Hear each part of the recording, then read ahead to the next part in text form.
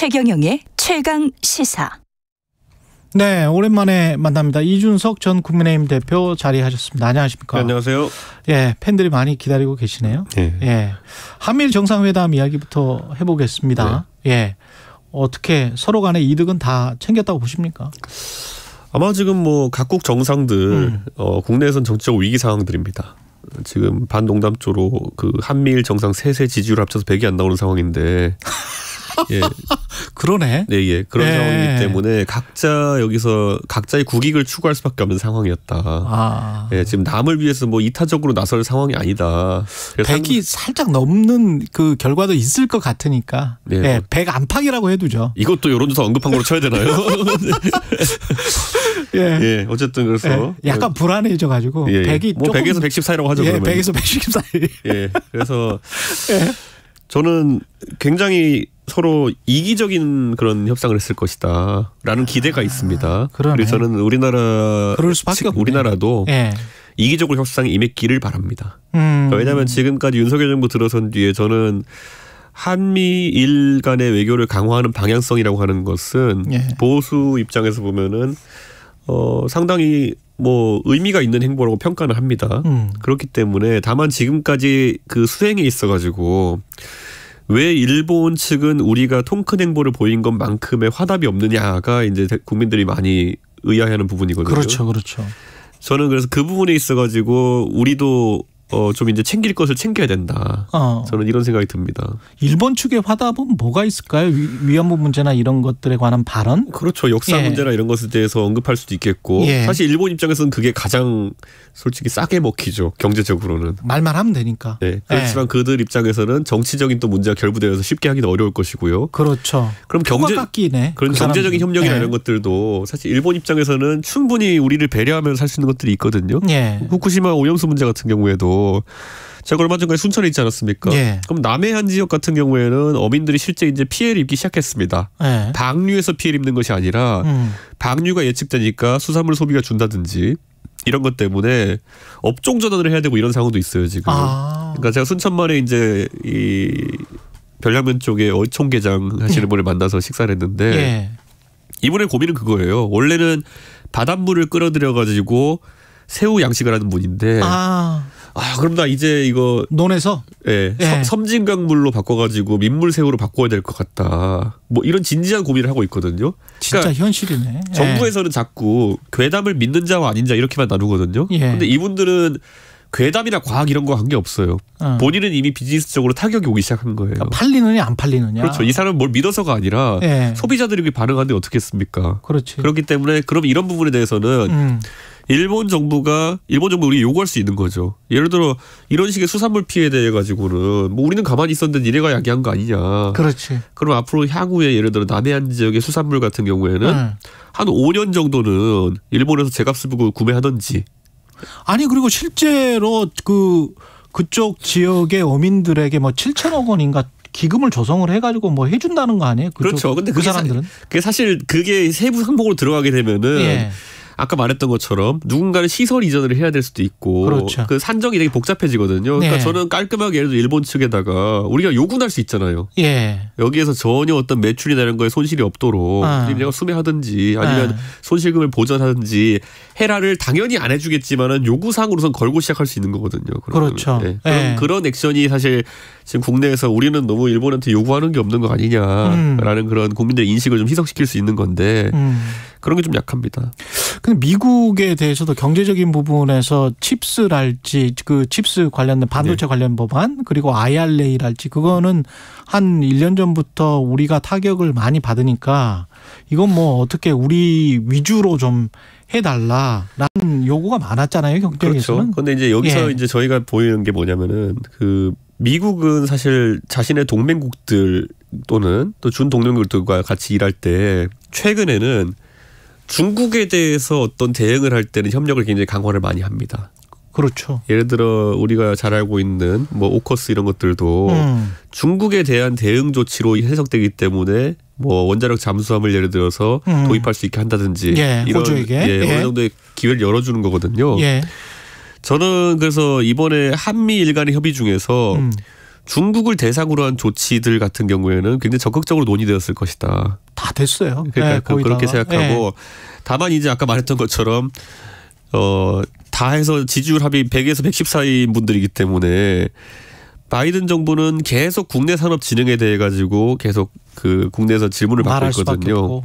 미국 대통령 요즘 인터뷰하는 거 보면 언론에서 계속 그런 거밖에 질문 안 받아요. 그러니까 산업이나 이런 거 진흥하는 거에 대해 가지고 그렇기 때문에 아마 그런 어떤 IRA나 이런 것들처럼 그리고 리쇼어링이나 이런 것들과 연계되어 있는 거 아닙니까? 그렇죠. 산업에. 그런 것과 연계되어 있는 것들을 쉽게 건드리지는 못할 것이다.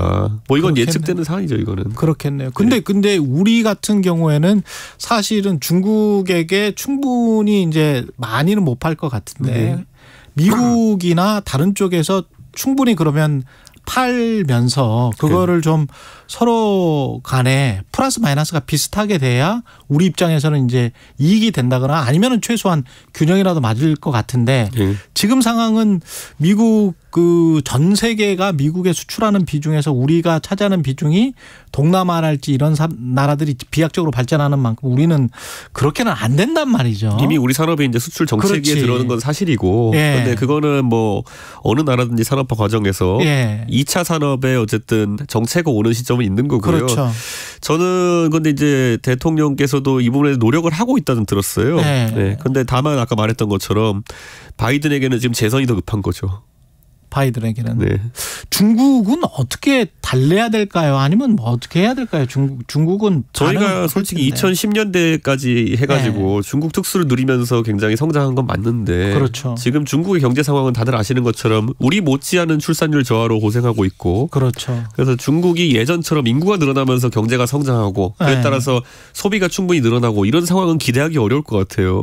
그렇다면은 저는 지금 막연하게도 중국을 적대시해가지고 이제 정치를 해서는 안 되겠지만은 다만 지금 일부가 얘기하는 것처럼 중국에 대한 최근에 약간 소원함 때문에 우리 경제가 그게 주 원인으로 정치하고 있다 이렇게 보는 것도 좀 과한 부분이 있다 이렇게 생각하고 사실 윤석열 정부 이후에 중국과의 관계가 뭐 정치적으로는 냉각된 부분도 있지만은 코로나 이후에 보면 이제 다시 이제 해외 관광객들이 단체 관광객이 들어오고 이런 부분은 또 기대할 만한 부분이기 때문에 이거야말로 제가 뭐 참 묘한 표현이지만 운영의 묘를 살리는 수밖에 없습니다. 정부가 이제 운영의 묘를 살리는 수밖에 없다.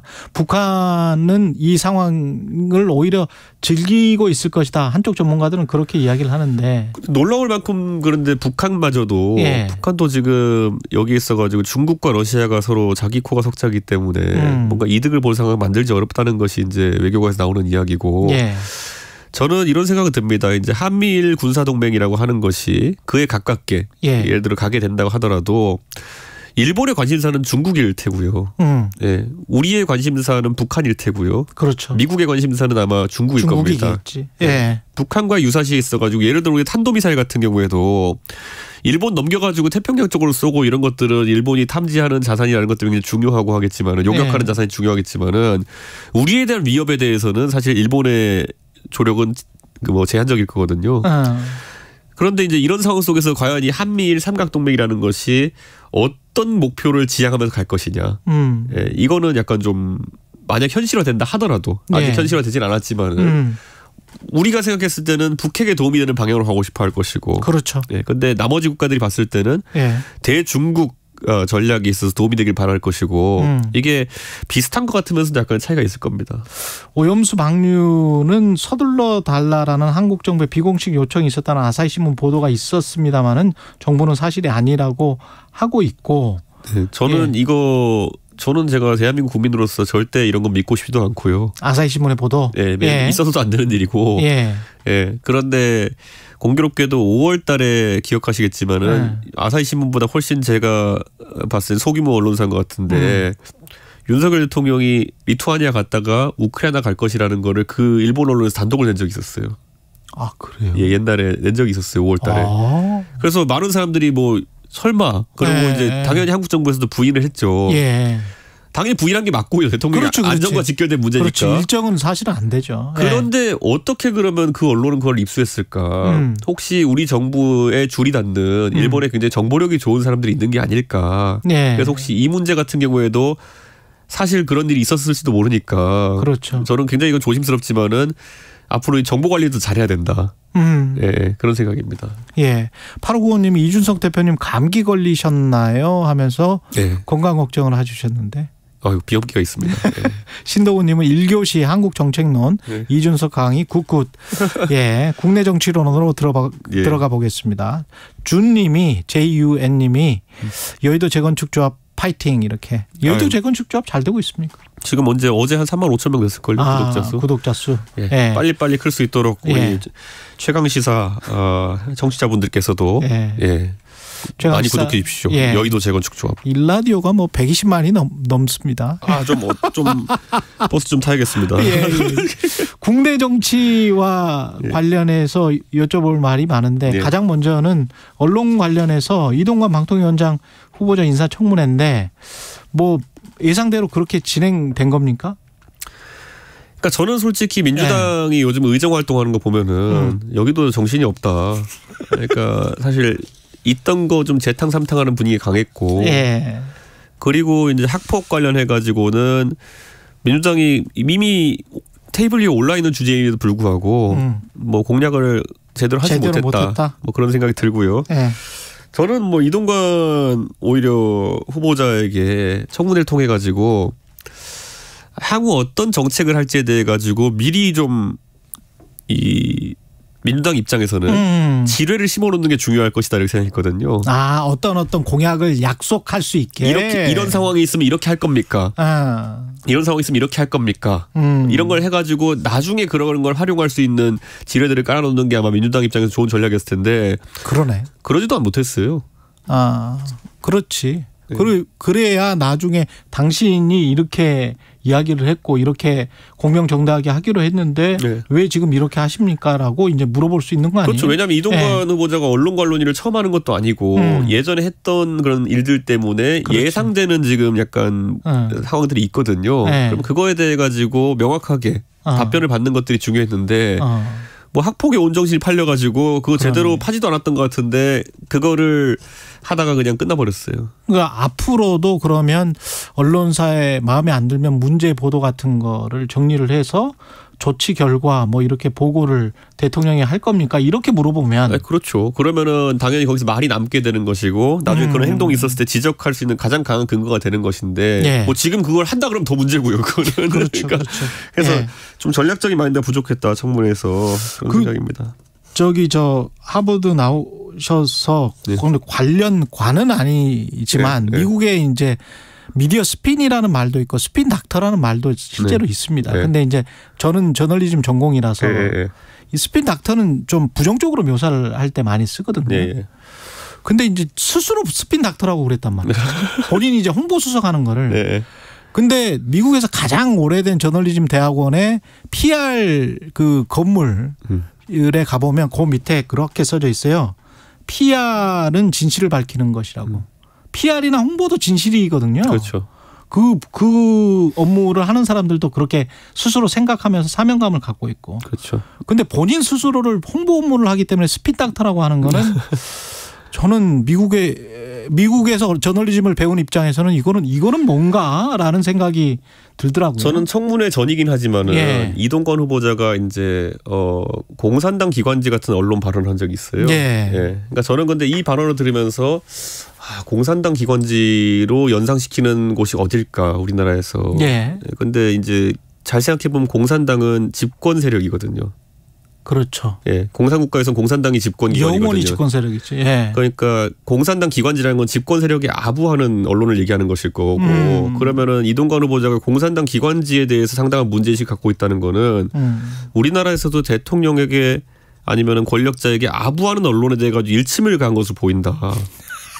그래서 저는 이동관 후보자의 역으로 진심 속에는 그런 언론들을 한번 손을 봐주겠다? 설마 그럴까는 모르겠지만은 어쨌든 문제의식은 있는 것 같습니다. 대통령이나 권력자를 과도하게 옹호하는 언론에 대해 가지고. 그러면 YTN이나 KBS나 MBC는 아니구나.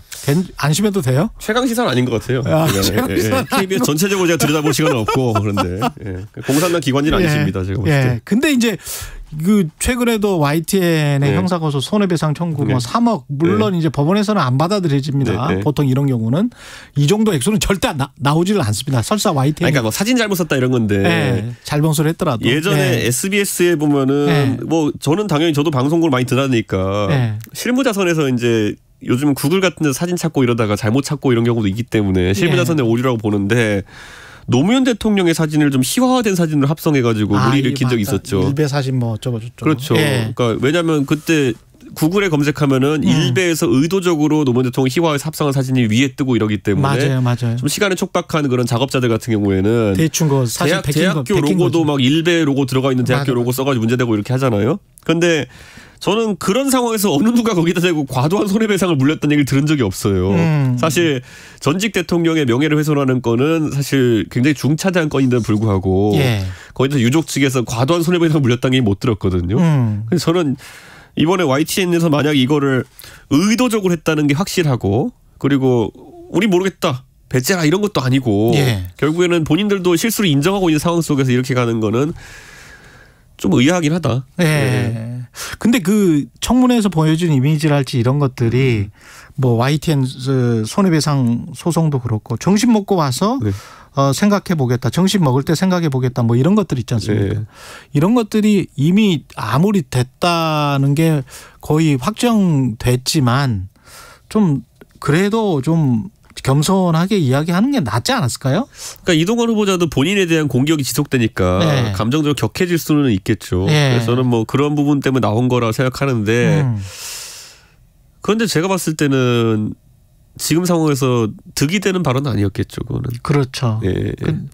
나중에 그게 또 이제 정부나 정권 이미지에 또 부정적인 영향을 미칠 수가 있으니까. 근데 보통은 이제 지금 계속 그런 분위기를 타고 있는 게 처음에 이제 한동훈 장관의 발언에 대해 가지고 예. 그런 어떤 갈등 속 상황에서의 시원하다가. 자신감 있는 모습이라는 예. 게 어느 선을 넘으면 또 약간 상대 그렇지. 지지자들에게는 예. 모멸감을 줄 수 있는 부분이 있다 이런 지적도 있었고 그렇죠. 원희룡 장관이 최근에 그 백지화 사건 때 네. 와가지고 굉장히 자신감 넘치는 표현을 이제 썼다가 예. 그것 때문에 또 곤란해진 적이 있었고 예. 저는 이게 전염되고 있거든요 지금. 뭐냐면 이렇게 했을 때 누군가 좋아하더라 예. 또는 이렇게 했을 때 그 강성 지지층에 좋아하더라가 서서히 각인되어 가고 있는 것 같아요. 예. 그래가지고 이게 방식의 전염이 되면은 곤란하고 제가 봤을 때는 그게 국민의힘 당에나 윤석열 정부 대통령에 도움이 안 된다고 보시는 거죠? 이건 근데 양당에 다 있어요. 뭐 정청래 의원 하는 거 좋아하는 분도 있는 것처럼 그렇죠. 민주당에서. 네. 예. 근데 저는 이게 정치의 방식이어가지고는 다소 좀 곤란할 것 같다. 그렇죠. 그런 생각입니다. 그 이철규 사무총장이 이야기한 배에 구멍을 뚫으면서 네. 그런 승객들은 네. 승객으로 지금 탑승을 하셔서 배에 구멍을 뚫고 있는 건 아니죠? 제가 얼마 전까지 선장이었던 사람이에요. 예. 예. 근데 그때 제 배에 구멍 내려고 했던 분들이 많죠. 예. 그때는 뭐 이렇게 작은 걸로 정이나 이런 게 아니고 팻마로 이렇게 두드린. 그렇죠. 그랬던 예. 분들이 가장 그러니까 그때 제가 운전하고 있을 때 뒤에 와서 이제 예. 배를 부시고 있었던 분들이 예. 지금 와서 자기들이 배 운전 이미 좀 가라앉고 있거든요. 제가 봤을 때는. 근데 거기서 본인들이 한 것 때문에 배가 예. 침수되고 있는 건 전혀 모르고 예. 뭐 누가 자꾸 사보타지하고 있다는 식으로 얘기하는데 예. 가만히 있으면 아무 일 일어나지 않을 겁니다. 가만히 있으면 아무 일 일어나지 않고 배는 가라앉습니까? 그러니까 이철규 사무총장이 아무 말도 하지 않으면은 예. 아마 아무 일도 일어나지 않을 겁니다. 예. 아. 근데 지금 더 말을 많이 해가지고 사실 그 발언 이후에 분란이 되게 커졌잖아요. 그렇죠. 예. 예. 그러니까 제 생각에 아무 말도 하지 않으면 아무 일도 일어나지 않을 것이다. 오히려 김재원 최고위원 같은 경우는 유승민이나 이준석을 지칭한 게 아니고 네. 현역 의원총회에서 한 말이기 때문에 네. 현역 의원들을 지칭한 말이다. 뭐 이런 식의 이야기를 하던데. 현역 의원들 중에서도 안철수 뭐 윤상현 사실은 언론에서는 또 그렇게 또 해석을 아니 하고. 그러면 무서워서 어떻게 삽니까 진짜. 예, 이게 온 동네가 사방이 적이라고 생각하는 건데 예. 예. 배 안에 도대체 어떤 사람들 태우고 다니는 겁니까? 아니면 그렇게 불안하면은 도대체 무슨 방법을 써가지고 배를 지휘하는 자리에 간 겁니까? 모든 국민이 알죠. 원래 배를 지휘할 자리에 가기 어려운 사람들을 억지로 다른 사람 다 쫓아내고 이제 배에 보냈다 이렇게 하는 생각을 할 수 있겠죠. 예. 지금 지휘부로 김재원 최고위원도 지금 지휘부로는 버티기 힘든 상황. 특히 뭐 김재원 최고위원은 이재명 대표가 만약에 구속이 되고 예. 그리고 민주당이 비대위 체제가 되면 아마 국민의힘도 달라질 것이다. 달라질 수밖에 없을 것이다. 이렇게 이야기를 하던데 동의하세요? 뭐 액면가로는 맞는 말인데요. 예. 김재현 최고위원이 맞는 말을 하기 시작하니까 불안하네요. 예. 예, 불안한 상황입니까? 예, 그 김재현 예. 최고위원이 갑자기 그런 맞는 말 하시니까 예. 뭐지 이렇게 불안하네요. 아니 왜냐하면 1년 정도 아마 이익이라는 측면에서 생각을 해보면 1년 정도 당원권 정지이기 때문에 본인도 비대위 상황이 되는 게 낫지 않나 싶기도 하고요. 김재현 최고도. 뭐 그렇게 된다고 해서 김재현 최고위원한테 좋은 길이 열릴까? 왜냐면은 네. 스탠스가 제가 아까 말했듯이 갑자기 바른 말을 한다고 하는 거는 네. 스탠스가 모호해지는 거거든요. 네. 사실 김재현 최고위원이 제 지도부에 있었을 때 이제 굉장히 제가 하는 일에 반대를 많이 하고 있던 건데 그럼 반대하는 궤가 뭐였냐면은 결국에는 윤핵관들과 동조하는 방향으로 김재현 최고위원이 갔던 거거든요. 예. 그럼 지금 와가지고 갑자기 바른 소리 한다는 게 무슨 의미가 있을까? 양쪽에서 다 찍히죠, 그러면. 국민의힘 같은 경우 수도권 위기론이 나오는데 그거는 진실이라고 보세요? 그런 거야말로 김재현 최고위원한테 물어보면 돼요. 그 예전에 이야기는 또 답변을 안 하실 거라고? 영남 3선 하시다가 지난번에 서울 와가지고 경선 떨어지셨거든요. 그러니까 수도권이 얼마나 어려운지 아시거든요, 그분은. 그러니까 수도권 위기로는 이렇게 보시면 될 것 같아요. 저는 지난번 선거가 사실 수도권에서 16석 했거든요. 그거밖에 안 됐어요? 네, 인천, 경기, 서울 합쳐가지고. 그런데 지금 무슨 근자감으로 지금 서울에서는 이기고 있다 뭐 이런 소리를 하는지. 지지율은 좀 낮지 않습니까? 이런 거죠. 그러니까 그 갤럽 조사 이런 걸 인용해서 그렇게 얘기하는 것 같은데 나머지 ARS 같은 경우에는 다 안 좋게 나오고 있고 갤럽이나 MBS 이런 면접 조사에서 그러면 적극적 응답을 하지 않는 사람들이 얘도 지금 뭐 민주당하고 우리하고 한 20-30쯤 나오고 모름이 30 나온다는 거거든요. 그럼 모름이 어딜까 쏠리냐 싸움인데 저희 수도권에서 이런 거 많이 해봤습니다. 모름은 대부분 보통 야당한테 갑니다. 그러니까 저는 무의미한 지금 소리를 하고 있는 거예요. 그래서 전 이러다가 좀 있으면 뭐 정신력 이런 거 안 나왔으면 좋겠습니다. 정신력으로 이길 수 있다. 이런 거. 정신승리. 근데 그런 분위기는 분명히 감지가 돼요. 왜냐하면 꾸준히 그런 여론이 막판에 가면 결국은 이준석 전 대표를 공천을 제대로 주고 출마를 시켜서 그래서 국민의힘이 다시 어떤 위기에서 기회로 만드는 그런 태세 전환이 가능할 것 아닌가 그렇게 생각하시는 분들이 꽤 있는 거는 같아요. 국민의힘 내에서도. 근데 그거는 이제 민주당 지지자분들이 국민의힘이 특히 민주당 지지자들이 이제 대선 때나 지선 때 하도 그런 걸 많이 당하셔가지고 이제 또 이제 경계하는 게 있는 것 같긴 한데 제 입장에 봤을 때는 예전에 2016년에 20대 총선 앞두고도 비슷한 얘기 많았어요. 결국엔 유승민이라는 사람과 함께 가고 유승민의 위치를 인정해야지만이 총선에서 특히 수도권에서 이길 수 있다는 말 많이 했거든요. 그렇구나. 2016년에. 근데 여기서 무슨 착각 메타가 들어가냐 하면요. 그때 갑자기 2016년 다 됐을 때 안철수라는 사람이 갑자기 국민의당을 창당합니다. 그러네. 그래서 1월 달에 국민의당을 창당하니까 갑자기 보수의 낙관론이 확 번지면서 야 우리가 이제 180석 하겠다. 이래가지고 민주당과 국민의당으로 분열된 상태에서도 수도권 참패를 합니다. 그렇구나. 그러니까 지금 이제 제가 이제 봤을 때 오히려 민주당 지지자들 분들은 보셔야 되는 게 지금 왜 그러면은 이 윤핵관을 위시한 이 사람들은 저렇게 데이터와 안 맞는 소리를 하고 다닐까. 그 내 안에는 무슨 기저의 내용이 있냐면요. 이재명 리스크 이런 것들도 제가 봤을 때 과다 계상하는 것도 있지만은 민주당이 쪼개질 거다라고 그냥 생각하는 낙관하는 그게 있어요. 그러니까 민주당이 쪼개질 거다. 그래가지고 뭐 예를 들어 나중에 1월달 가면은 민주당이 둘로 갈라질 거고 우리는 하나니까 된다 뭐 이런 거거든요. 그럼 이제 그 기작을 머릿속에 넣으면 나오는 후속 조치가 뭐냐면은 그럼 이준석이나 유승민이 뭘 하지만 못하게 계속 들었다 놨다 하면 된다 이런 생각이 있을 거예요. 그러니까 단일하게도 이길 수 있으니까. 그러니까 들었다 놨다. 그러니까 예를 들어 아예 지금 예를 들어 배제하는 얘기를 해버리면은 뭐 이런 사람들이 움직일 수 있으니까. 이른바 중도층. 갈라가지고 뭐 이준석은 괜찮고 유승민은 괜찮지 않고 뭐 이런 소리 해대고 뭐 이런 식으로 또 뭐 개별적으로 연락해가지고 하라마 너는 괜찮아 뭐 이런 소리 하고 하면서 할 거예요. 그런데 이게 하도 이제 패턴화 돼가지고 거의 총 쏠 때 가만 있는 멀가중 이런 비슷한 거예요. 무조건 다음번에 뭐가 올지 대충 보여요 이제. 그렇군요. 그렇기 때문에 아무도 그런 거에 신경 쓰지 않는다. 그러면 혼자만의 플랜 B 또는 플랜 A가 있습니까? 제가 그래서 얘기하잖아요. 저희 그 유승민 때 많은 사람이 봤기 때문에 능동적으로 대처하겠다. 능동적으로 대처하겠다. 그러니까 장난치려는 낌새가 보이면은 능동적으로 대처하겠다. 그 시점은 어느 때가 될까요? 능동적으로 대처하는 시점은? 글쎄요. 저는 뭐 아까 말했던 것처럼 선거판이라는 게 짜여지기까지는 민주당 쪽 변수도 있고. 그렇죠. 아마 연말에 정기국회 끝나고 다 몰려 나오지 않을까 생각이 듭니다. 그때 그러면 이준석 당 같은 게 혹시 만들어집니까? 저는 한 번도 고민해 본 적 없고. 아 진짜? 네. 저는 반란군을 내쫓는 데만 온 신경이 곤두서 있습니다.